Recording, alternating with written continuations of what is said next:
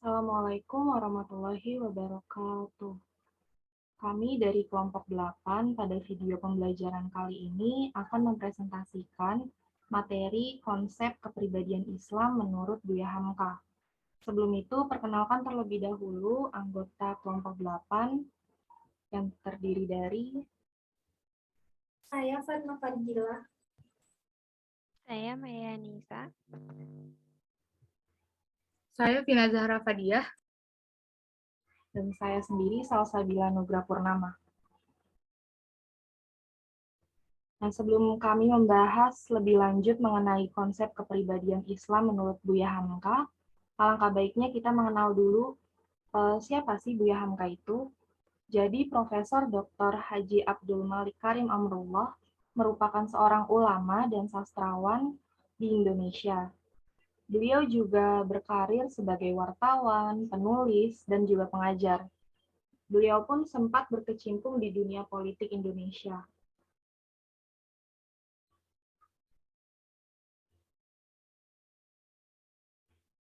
Nah, mengenai konsep kepribadian Islam, Buya Hamka sendiri memiliki pandangan yang berbeda dan unik dibandingkan tokoh-tokoh psikologi Islam yang lain. Menurut Buya Hamka, sumber terpenting bagi konstruksi dasar perilaku manusia adalah akalnya. Beliau ini lebih menekankan akal yang berperan penting dalam diri manusia. Bahkan beliau mengatakan jika akal adalah alatnya orang beriman. Jadi orang yang berakal sudah pasti beriman. Selanjutnya akan dijelaskan oleh Maya.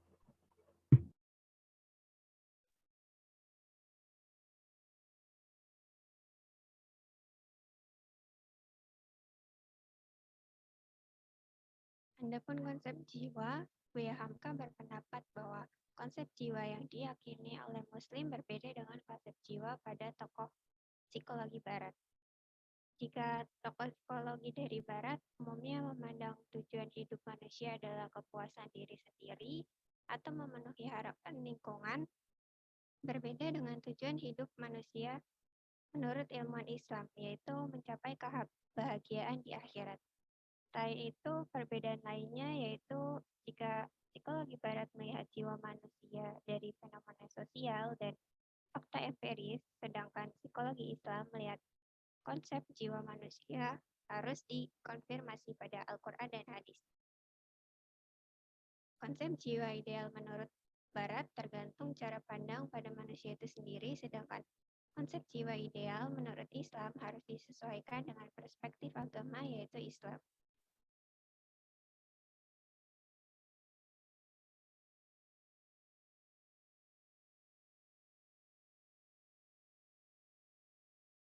Juga memposisikan jiwa manusia sebagai media untuk mendekatkan diri kepada Tuhan dan berperilaku sesuai dengan perintah Tuhan. Menurut Buya Hamka, aspek yang paling penting dalam diri atau jiwa manusia adalah akal. Dengan akal dapat menentukan perilaku manusia.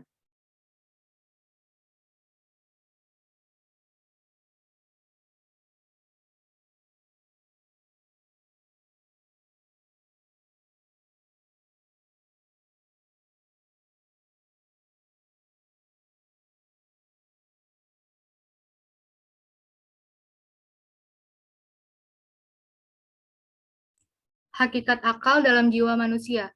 Abu Bakar Ibnu Al-Arabi menyebutkan bahwa akal ialah sebagai ilmu, yaitu sifat yang dengannya persepsi ilmu dapat dihasilkan. Sesuai pendapatnya dengan ayat Al-Quran yang memberikan motivasi terapan terhadap sesuatu yang diinformasikan dengan ayat-ayat tersebut, menurutnya hasil-hasil terapan dinamakan ilmu, bukan akal. Menurut Buya Hamka, akal tidak sekedar berpikir, tapi juga kemauan, perasaan, rasa, periksa, dan karsa. Kata akal bahkan dijelaskan oleh beliau sebagai pandangan hidup manusia. Dasar agama yang dijadikan Hamka sebagai pegangan untuk mengedepankan akal yaitu hadis Nabi dari Aisyah radhiyallahu anhu. Dia bertanya kepada Rasulullah, Ya Rasulullah, dengan apakah berkelebihan setengah manusia dari setengahnya? Rasulullah menjawab dengan akal. Kata Aisyah pula, dan di akhirat dengan akal juga, kata beliau. Kata Aisyah pula, hai Aisyah, bukankah amal ibadah yang mereka kerjakan itu hanya menurut kadar akalnya, sekedar ketinggian derajat akalnya, sebegitulah ibadah mereka dan menurut amal itu pula pahala yang diberikan kepada mereka. Dalam buku yang Hamka tulis, banyak kata akal digunakan untuk menjelaskan manusia. Selanjutnya dijelaskan oleh Fatma Farjilah.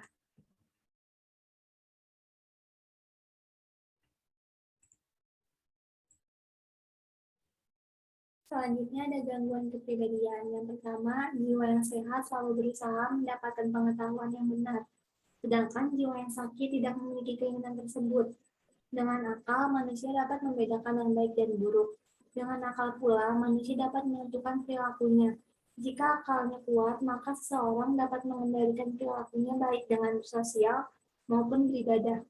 Yang kedua, selain itu, jiwa yang sakit juga ditandai dengan beberapa perilaku, seperti bangga dengan perbuatan jahat dan suka mendengar pujian. Hal ini menunjukkan jika gangguan jiwa bukan hanya gangguan berdasarkan klasifikasi. Menurut psikolog dan psikiater seperti gangguan obsesif, kompulsif, fobia, skizofrenia, dan lain-lain. Perilaku yang dianggap normal tapi tidak sesuai dengan hakikat kebenaran juga termasuk dalam gangguan.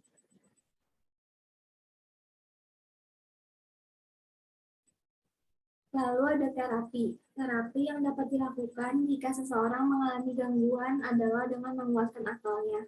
Adapun cara untuk menjaga kesehatan akal menurut Hamka ada 7. Yang pertama, membaca bacaan yang menyenangkan. Yang kedua, menghindari pornografi atau selalu mendekatkan diri kepada Allah. Yang ketiga, jangan melihat kehidupan dari kacamata lawan. Yang keempat, berhati-hati, yaitu memupuk hendaklah insaf, berpendapat hendaklah jujur, berkata hendaklah benar, adil walau pada diri sendiri. Yang kelima, perkara kecil jangan mengguncangkan hati. Yang keenam, persiapkan kekuatan akal dan jiwa untuk menghadapi kesusahan dan perjuangan.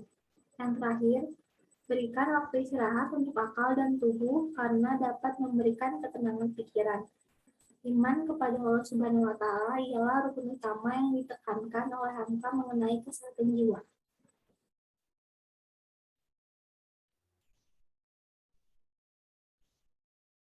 Sekian penjelasan mengenai konsep kepribadian menurut Buya Hamka yang telah kelompok kami sampaikan. Jika ada pertanyaan, dapat disampaikan saat sesi diskusi nanti. Kurang lebihnya mohon maaf. Wassalamualaikum warahmatullahi wabarakatuh.